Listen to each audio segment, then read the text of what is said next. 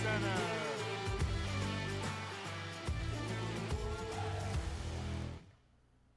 Good evening and welcome to another edition of Colonial Sports Center. Another fantastic week and we are happy to be here with you. We are your hosts. I am Brett McGulick and as always joined by my partner in crime, Joe Dramasic. Joey, I've missed you. It's been a few weeks. How are you? Yeah, I'm pretty good, but yeah, it has been a few weeks. I've missed being on the desk, and today's show, it's going to be a good one. So let's get right into it, shall we? Absolutely. Let's get right into it. We shall. So the Colonial football team this past Saturday took on Central Connecticut, the #1 team in the NEC at the Colonials Homecoming and Alumni Weekend. Let's see if the Colonials could bring home a big win for the alumni.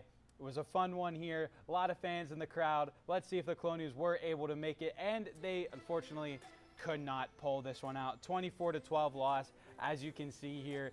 The score may only be a 2-score game, but this one was all Central Connecticut. 14 in the first half. Colonials blanked until backup quarterback Jake Wolf came in after a less than stellar performance from Cooper Panchak. Put up 223 yards, but threw 2 crucial picks. Jake Wolf came in 9 for 12, threw a beautiful fade on his first play of the game. 133 yards found Chaz Middleton for a tutty, and then after a successful onside kick in the fourth quarter, a Dante Wack 7-yard rushing TD would put the Colonials within 12, but unfortunately for this team, too little, too late. Yep, too little, too late. And for the Blue Devils, Elijah Howard, 16 rushes on the day, 131 yards and a touchdown. And quarterback Brady Olson completed 19 of his 34 passes, 187 yards, 1 touchdown on the day for the Blue Devils to get them to 2-0 in the NEC. Yeah, Colonial's fault is 0-1 in the NEC. Not a great start for them. Not a great start at all for the whole season, actually. So, I mean, Chaz Middleton had a career day, but that's pretty much the only highlight from this game. Yeah, and now, obviously, as you said, 1-5, not a good record for them this season so far. Not at all, but it's not a good week here for regular Colonial students, as it is midterm week here. It's been a little bit stressful, and midterms go for everybody, right? And that goes even to the football team. So we have our very own Professor Caden Hyde to sit in and talk about this team's midterm grades. Thank you for joining us, Caden. Thank you, Brett. I'm happy to be here. I'm joining you in lovely Chiang Mai, Thailand. Was able to see some rivers, see some temples, and enjoy some delicious food. So how are we doing tonight, gentlemen? Oh, it's just great to see you. I haven't seen you in a little while, so it's great to have you back on Colonial Sports Center. But let's get right into this because it's been a little bit rough for the Colonials to start this season. So how would you grade this football team so far this year? Midterm grades. Yeah, Brett, and like you said, rough might not even be the first word I would think of to describe it. I mean, I hate to beat a dead horse, but the Colonials are 1-5 as of this current moment. 0-1 in conference, with their only conference game being against Central Connecticut, which they just lost in embarrassing fashion, if I do say so myself. Their only win on the season comes against the West Liberty Hilltoppers, a Division II school from Wheeling, West Virginia, represent. And they only won by 2 scores in a game in which they were favored by over 20. And before that, I want to highlight the 2 first games of the season. The first one being a 45-10 loss to the West Virginia Mountaineers, which, is excusable. An NEC school going into a Power 4 conference school, but good things don't usually happen there. However, the next game, a 56-17 loss to the Youngstown State Penguins, just a little bit up the road in Youngstown, Ohio, is less excusable. And much like the Super Bowl this past year, most of the losing team's points came in garbage time, as the true score of this game was more like 56-3 before 2 late touchdowns to give the Colonials that 17-point score. And once again, much like in years past, coaching has been a revolving door for the Colonials. This season, there are 2 new coordinators on the offensive and defensive side, and the same old Bernard Clark. So without any changes still happening, I don't know what's really next for this Colonials team. And moving forward, I don't know how many more games they're going to win without there being major changes. So unfortunately, so far this season, I would have to give the Colonials a D-. Not a failing grade, because they have won a game, but pretty much the lowest you can get without flunking entirely. Yeah, so this team still has a chance here. I mean, midterm grade coming in, you're not looking very high. You definitely got to do very well on that final. Now, who is going to help the Colonials succeed on this final this year? Who has been the biggest star for this team this year, you'd say? I would have to say the big edge rusher out of San Diego, the 5th-year linebacker, Jerry Riggins. And He has been absolutely stellar for the Colonials on the defensive side this season. For a unit that doesn't have a lot of bright spots, Riggins has really brought the energy coming screaming off the edge. As of this current moment, he has 7 tackles for a loss, which leads the team, as well as 3 sacks, which also leads the team. On a team where no other player has more than 5 tackles for a loss and no other player has more than 1 sack.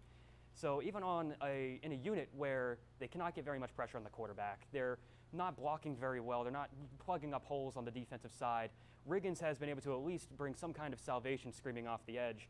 And after making the transition from San Diego, where he spent the past few years of his collegiate career as he is now a 5th-year senior, he had pretty much his exact same stats as he has right now throughout the entirety of the season, and we are at pretty much the halfway point in the Colonial season so far. So I'm incredibly excited to see what Jerry Riggins does for the rest of this season. Yeah, even on a bad team, there's always a little silver lining and someone who's really pulling their weight in that group project, if you will. Now, on the other side of that group project, who has not been pulling their weight? What needs to change, or who needs to do more for the Colonials to succeed this year? See, gentlemen, I could sit here all night and tell you about the different things that are going wrong for the Colonials, whether it be the pass catchers not creating separation, whether it be having 5 quarterbacks play snaps so far, the secondary not being able to guard a traffic cone. It's just not been a very productive season for the Colonials so far, as is the general overall theme of this here today. But I will say the number one thing that you need in order to be a successful football team is you need to be strong in the trenches. That means offensive line, defensive line. I want to give you guys 2 very important numbers, 750 and 1,502. Those are the rushing totals for both the Colonials and the opponents. So that means the opposing teams, whenever they face the Colonials defense, are in for a field day on the ground, averaging 229 yards on the ground a game, over doubling the production from RMU running backs. Now, most of this is on the offensive line, as there's only so much a running back can do in a situation where they have someone screaming at them within 2 yards of the line of scrimmage. Ethan Shine is currently averaging 3.6 yards per carry.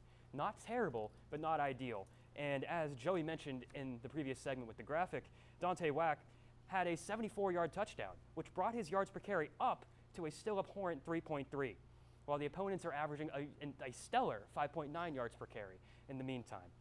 So the trenches just need to be better. Offense, you have to create more holes. Defense, you need to plug them more often. Well, it looks like, Caden, this RMU football team needs to put in the work the second half of the year to hopefully get a better grade on their transcript. Thank you so much for joining us, and I hope you have a good time in Thailand. I will have a great time in Thailand. Thank you, guys. I hope to see you again soon. Awesome, awesome. Well, Joey, I mean, yikes. That's all I got to say is just yikes. Yeah, and when we come back, we're going to be checking out the men's and women's soccer team with some volleyball, so make sure you stay tuned with us here on Colonial Sports Center. The death of George Floyd, who died in police custody Monday night.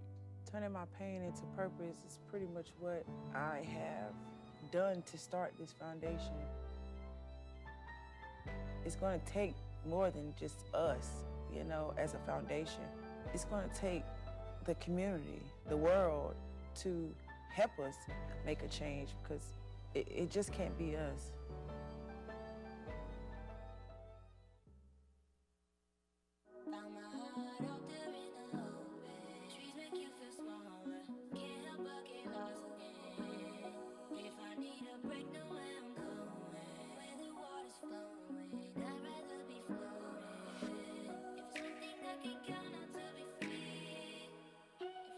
Feel the beat of nature at a park or forest near you.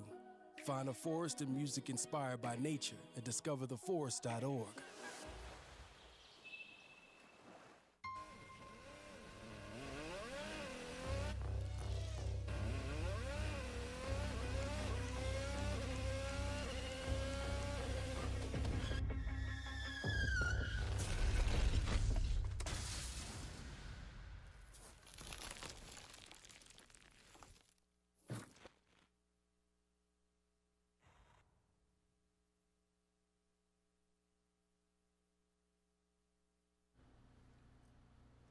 Welcome back to Colonial Sports Center. The men's soccer team was in action this weekend against the Horizon League Cleveland State Vikings. They're currently at second place in the Horizon League, so let's take a look at how the Colonials fared in this one.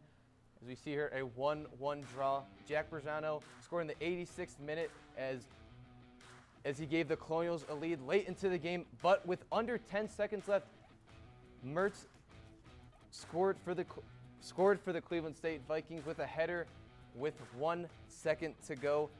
Brett, this was a killer tie for the Colonials, a heartbreaker, if I were to say so myself. Yeah, it was definitely a heartbreaker, this one today, Joe. It's kind of sad to see, you know, Colonials had the league for solid 4 minutes. You know, I mean, a lot of this action came in the second half, and that big goal for them came pretty late. You're feeling good, and then just that absolute killer by Mertz to make this a draw.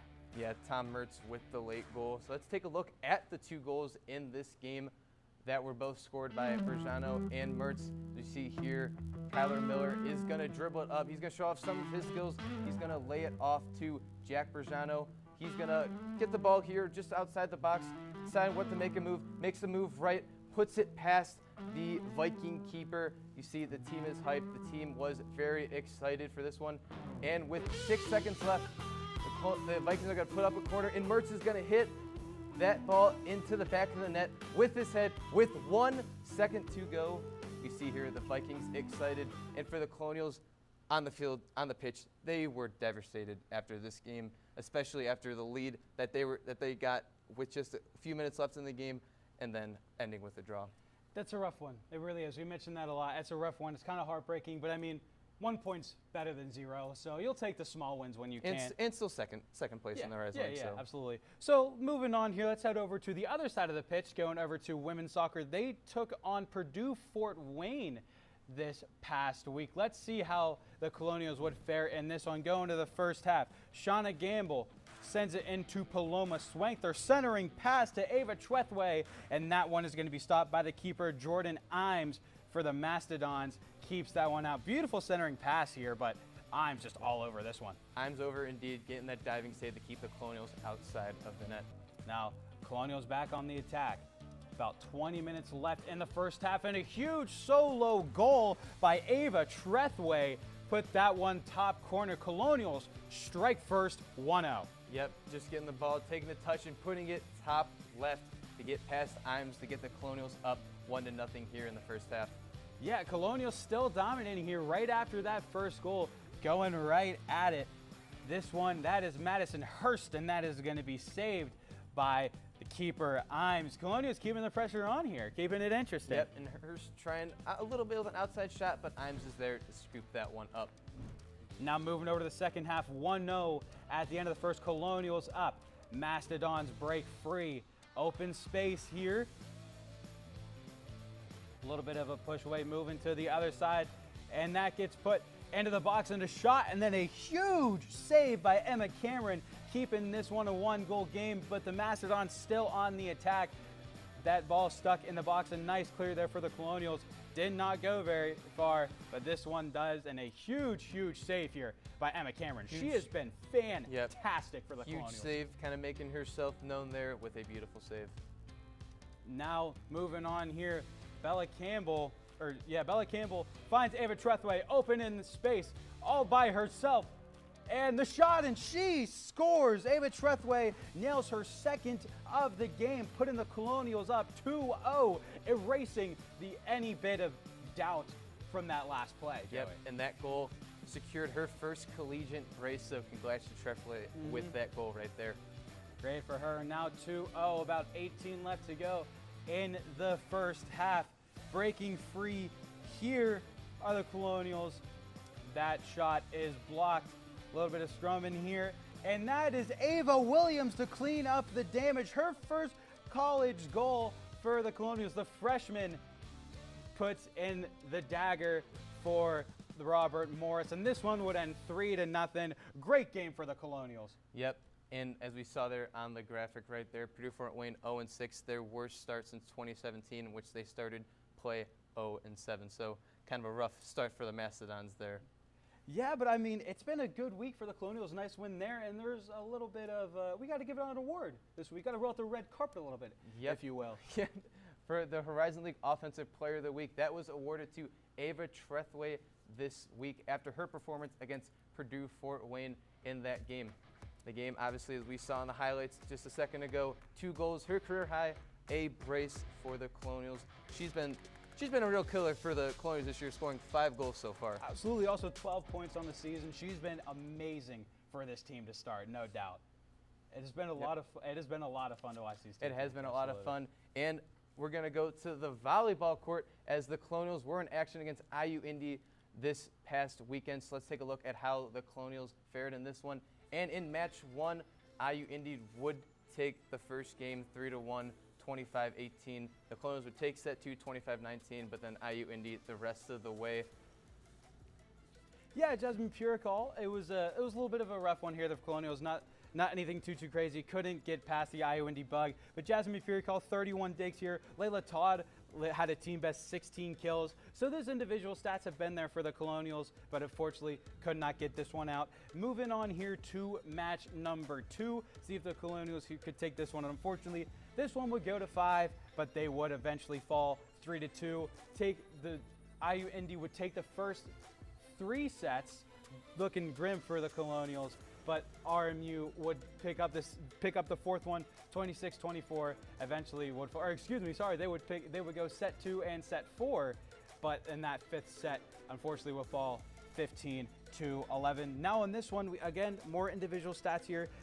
Natalie Stepanovic, double-double, Jocelyn Jordan double-double, and Tia Schultz double-double, but fortunately could not win this one. Yep, unfortunate loss in series there for the Colonials.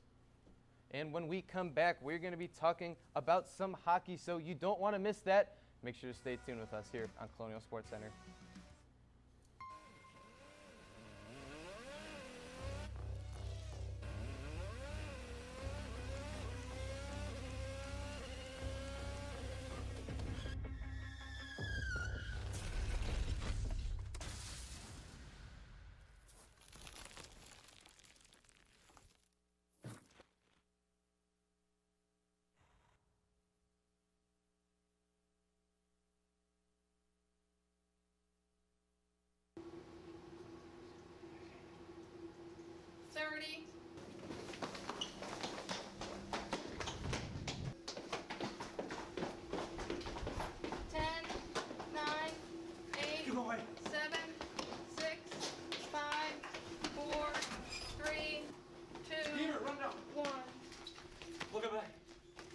Colonial Sports Center. Let's see women's basketball. Found my heart out there in the open. Trees make you feel smaller. Can't help but get lost again. If I need a break, know where I'm going. Where the water's flowing, I'd rather be floating. If it's something that can count on to be free. Feel the beat of nature at a park or forest near you. Find a forest and music inspired by nature at discovertheforest.org. Welcome back to Colonial Sports Center. Let's head over from the pitch to the ice as the RMU women's hockey team comes back home after 2 straight losses against Bemidji in their first matchup of the conference against RIT. Let's see how they did in their first game, and a huge dub here for the Colonials. A great way to start back, picking up that OT winner. Jessica McKinnon found the back of the net, as well as an assist, 2 points on the day on both goals, so she was great for the Colonials. Emma Goding also found her first goal of the season for the Colonials, so a nice win to return back home to Clearview Arena. Yeah, and what a start for the Colonials. You know, get the first one in the first period, and then obviously concede in the third period. But then, as you said, McKinnon with a great build-up, great goal for the Colonials to take that overtime win. Maggie Hatch also back to her dog days, 31 saves. Now let's see how they would do on Saturday against RIT. Could they close out the series? Unfortunately, they were not as lucky this time. Pretty much all RIT this game. Descharnes had her second goal of the season, but that was the only one. That was the only time the Colonials would find the back of the net. RMU finished 0 for 3 on the power play, but had 7 penalties on the day. And then RTA would go 2 for 7 on the power play. So penalties really killed this team. Yep, they did, and just a tough loss after a Friday night overtime winner. But we're going to take it to the men's side now, who start their season very soon. So let's take a look at the season preview for the men's hockey team with some of the key players. Cameron Klimke, the captain this year. Last year, 10 goals, 13 assists, 58 shots. And then Rasmus Larsson, a transfer from Northern Michigan, was drafted in the 5th round in 2023 by the New York Rangers. So, Brett, some NHL talent, NHL stardom here for the Colonials. Yeah, it'll be a fun one. I'm really excited to see how Larson does for this team. Now we're looking at the key matchup here, season opener at Michigan, a huge opponent here. That one's going to be a lot of fun to see how this team would fare against a ranked team. And we got a spooky home opener, might I add, on Halloween, home opener versus Niagara, and then January 31st. That's going to be a fun game at Air Force. See if they can get their win back. And then Senior Day, we're got to say bye-bye to our seniors versus Mercyhurst on the 27th. So this season is going to be a lot of fun for this team. Yep, as you see, January 31st, a revenge game for the Colonials, as last year they ended their season against Air Force in all 3 of their games, lost the first one, tied the second one, and then to get knocked out of the conference tournament, they would lose to Air Force 4-3 in double overtime. So a little bit of a get back for the Colonials on January 1st there against Air Force. Yeah, it's going to be fun when I know Derek Scully and his guys are going to have a chip on their shoulder going to this entire season. But when we come back on Colonial Sports Center, it is time for top 5 plays and a little something special. Don't go anywhere.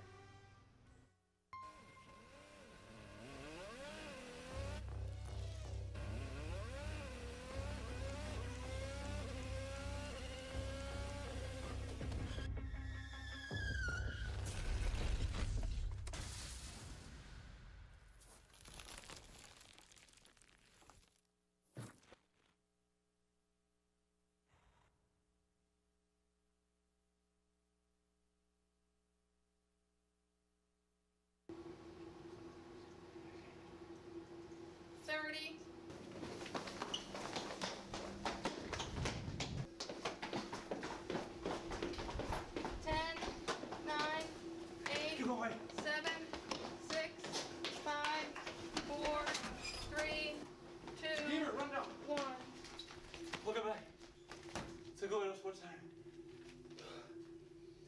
Let's see women's basketball. Found my heart out there in the open. Trees make you feel smaller. Can't help but get lost again. If I need a break, know where I'm going.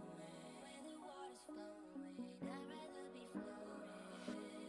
If it's something I can count on to be free. Feel the beat of nature at a park or forest near you. Find a forest and music inspired by nature at discovertheforest.org. Welcome back to Colonial Sports Center, and as Brett said before the break, it's that time of the week. Top 5 plays, Brett. You know, Joey, I don't think we need a gag this week. I think we just I think we just go to the plays. Okay, before we go, I'm actually it's been a long day for me, you know. Producing a few shows, pretty thirsty, so 1 second. Top 5 plays, baby. Let's get All right, let's do it. We're going to start at Purdue Fort Wayne for the women's soccer team. Bailey Campbell is going to get past some Macedon players, and it's going to be sent up to Trethway. She's going to dribble the ball there, and she's going to get it past Imes, the Macedon keeper, for her second of the day, her first collegiate brace. Excuse me. Yeah, big one for the Colonials here. Williams finds the back of the net for the first time, hopefully of many to start the season. Great way to find the back of the net for her. Moving on here to number 4, we head to the ice. RMU on the power play. Circling up here, heads to Emma Goding. She shoots and she scores. She finds the net for the first time this season. Nice individual effort there. Dancing just inside of the face-off circle. Nothing but net there. Nice screen in front. Colonials up 1-0. Yep. Great goal there. And then we're going to go to the pitch. We've seen this goal before, but we're going to see it again. Kyler Miller is going to dribble her up. Going to get past a few Viking players. Dish it off to Jack Brajano. He's going to look here at what he could do. Cook some things up. Get past the Viking defender and put it in for the 1-0 lead for the Colonials. 2 very nice individual efforts here for the Colonials. Nice bring up by Kyler Miller, and the Bijardo with a great goal to end that one off. Moving on to number 2, we head back to the ice, this time in overtime against RIT. Jessica McKinnon alone in the slot. She shoots and she scores. Colonials win this one 2-1. Great way to start this series against RIT. Just a beautiful top shelf, right where Mama keeps the peanut butter. Yep, great goal there to win the game for the Colonials. We're going to take it back to Indiana as the women's soccer team is facing off against Pure Front Wayne. Trethler's going to take a touch. She's going to take it straight and put it in top left bins past the Mastodon keeper. Brett, what a goal there for Trethway to get things going for the Colonials. You know what's on the top shelf? What? The peanut butter. Oh, the peanut butter. The peanut butter, but not bad, Joey. Not bad. Not bad. But we're going to take it over to Nick Evans, who has some campus standings for RMU. So, Nick, take it away. Let's see what's in store. Thanks, guys. That's right. I'm here to give the campus check-in for all the fall sports teams as they near the halfway point of their respective seasons. Let's start on the pitch with the soccer teams. Beginning with the reigning Horizon League champs, the men's team finds themselves in third place in the conference with 9 points through 5 games. While the Colonials remain undefeated through their matches, the 2 win and 3 draws have put them in a group with Cleveland State and Milwaukee, both of whom hold the same record. In first place sits Purdue Fort Wayne, who the Colonials tied earlier this year 0-0. Let's move on to the women's team, who sits 5th currently with 2 wins, 2 draws, and 2 losses. The record means the Colonials sit 4 points behind the 4th place Wright State, who they'll encounter in a few weeks' time. We'll stay in conference, but move to the court to talk about volleyball. The team has had a great start to the season, even going on a 5-game win streak, but now find themselves without a win in 5 games. Their 2-5 record in conference puts them in 8th place. Finally, to switch conferences and move over to the football team in the NEC, the team has 1 game under their belt, losing to reigning champs Central Connecticut State on Saturday. The 0-1 record means the team currently sits 5th, but with plenty of games left to make up ground, including a huge rivalry game against top-ranked, undefeated Duquesne later this season. That's your campus standings check-in. Back to the guys at the desk. Thanks, Nick. It's always good to check in. You know, there's a lot of stuff going on right now. It's a great way to kind of sit down, take a minute, and see where everyone is, how everyone's doing. You know, yeah, just stay well informed, especially during this midterm week. You know, got to study a lot. So honestly, we had a good chance there to study some of the standings for the Colonials. So good refresher. Are you ready for the test? I bet. Yeah. Yeah, pretty ready. Let's study a little bit more, but I think we're going to be in good shape. Moving on over to our games to watch. For me, I'm going to kick this one off, Joey. This is for the 3rd week in a row. I got to go with hockey here, man. Men's hockey opens their regular season up against ranked Michigan. This is the 2nd meeting between these two all time, and their first matchup was in 2015. They split the series 1-1, and that 2nd game they had 4-0 shutout RMU win. Maybe they'll be able to kind of swing the pot a little bit. Maybe they'll be able to return that or get that win once again. But let's take a look at these 2 players here. Two NHL boys, I might add. Rasmus Larsson was drafted by the New York Rangers a while back, about 2 years ago, the 2023 NHL draft. And then Michael Haig for the Michigan Wolverines here is a big one. Drafted 21st overall in the 1st round of the 2024 draft by the Montreal Canadiens. For the Colonials, a lot of the big dogs are going to be returned, like we mentioned earlier. Tanner Klipke is going to be the captain of this team. Cameron Garvey and Michael Craig, among many more, especially also coming in with some new emerging talent. Troy Kokendorfer is back for his sophomore season. Charlie Schneckel is a freshman, backing him up. He actually also attended the Penguins development camp last year. So this team is going to be a lot of fun. Yeah, so some NHL talent that we see here, and obviously it's going to be an exciting one tomorrow night. But my game to watch this week is going to be women's soccer against Oakland on Sunday for Senior Day. We take a look here. Paloma Slinker is the Colonial player to watch. She's played 13 games this year, 2 goals and 1 assist with 7 shots on goal.